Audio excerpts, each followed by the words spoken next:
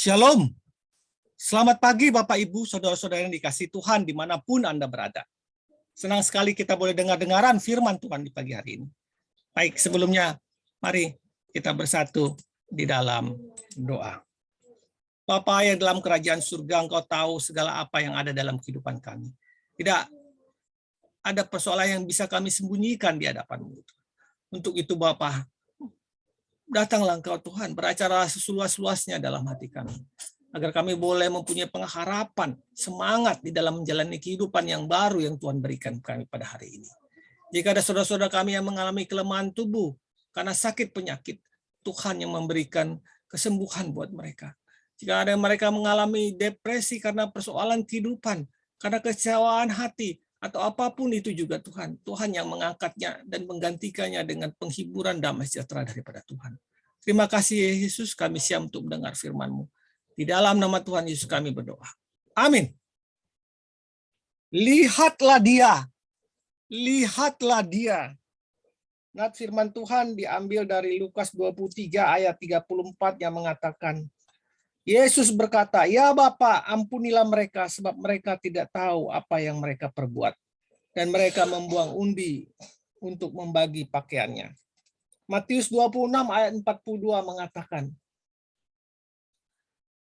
lalu ia pergi untuk kedua kalinya dan berdoa, katanya, "Ya Bapa, jikalau cawan ini tidak mungkin lalu, kecuali apabila aku meminumnya, jadilah kehendak-Mu." Pak John adalah orang yang jujur. Di samping itu dia juga sangat mengasihi keluarganya. Karena kasihnya itulah membuat Pak John sangat percaya kepada istrinya, termasuk dalam mengelola keuangan. Namun sayang, istrinya menyalahgunakan keuangan itu. Istrinya mempunyai hutang yang baginya sangat besar. Berapa hari hatinya diliputi kegelisahan. Kegelisahan yang menghampiri dirinya. Belum sempat tenang, John kedatangan orang yang meminjam uang dan menagih. Lalu dengan perasaan malu, dia memohon supaya ditunda pembayarannya dan orang tersebut menyetujuinya. Ya Tuhan, mengapa sampai sedemikian jauh keluhnya? Belum selesai masalah itu, motornya berapa kali juga mengalami masalah. Apalagi ini, mengapa rusak saat-saat begini? Gerutunya.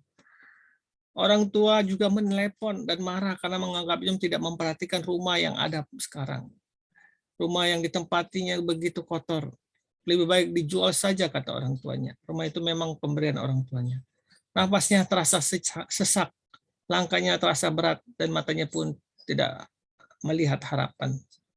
Tuhan melihat semua ini kan, katanya dengan hati gelisah, namun tidak ada jawaban apa-apa. Diamnya Tuhan semakin membuatnya bingung. Sementara hidup harus terus berjalan, makan, minum harus dipenuhi, dan semuanya harus berjalan. Bapak Ibu yang dikasih Tuhan. Akhirnya Pak John pun sambil menangis berkata, "Tuhan, aku bosan dengan semua ini," katanya. Lalu tiba-tiba terdengarlah suara, "Lihatlah dia. Lihatlah dia." Terdengar jawaban berasal dari hati nurani. Pak John tiba-tiba diingatkan pada seorang yang sedang menderita jauh daripada dibandingkan dirinya. Tidak hanya perjalanan itu. Berapa saat kemudian terdengar suara itu lagi, "Lihatlah dia, lihatlah dia." Dan dia langsung pada saat itu melihat orang yang dikatakan tadi, orang yang begitu jauh penderitaannya dibandingkan dengan Pak John. Jawaban Tuhan begitu singkat, tapi itu membangunkan semangat juang, iman, dan pengharapannya. Apalagi pesan yang disampaikan pengkhotbah sangat jelas pada waktu persekutuan doa, itu agar orang Kristen tetap berpengharapan ketika menghadapi masalah. Ternyata masih ada orang yang lebih menderita daripada saya, kata Pak John. Secara psikis, penderitaan Yesus adalah penderitaan yang terberat sepanjang sejarah manusia. Tetapi Yesus tetap mau melihat penderitaan rohani manusia, di mana manusia sedang menuju kebinasaan. Oleh sebab itu Yesus berkata, "Jadilah kehendak-Mu." Setelah itu dia menjadi kuat dan rela menerima penderitaan itu.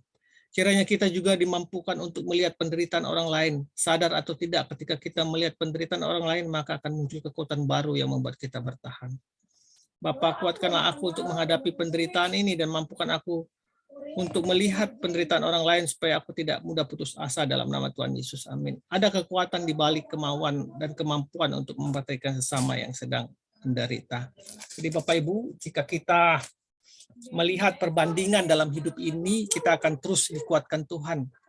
Ada firman, ada kekuatan, ada iman kita yang menguatkan kita, dan ada Tuhan di situ. Jadi teruslah berpengharapan kepada Tuhan, jangan melihat ke atas, lihatlah juga ke bawah untuk kita dapat bersyukur dalam kehidupan ini. Selamat pagi, Tuhan memberkati kita semua. Amin. Amin.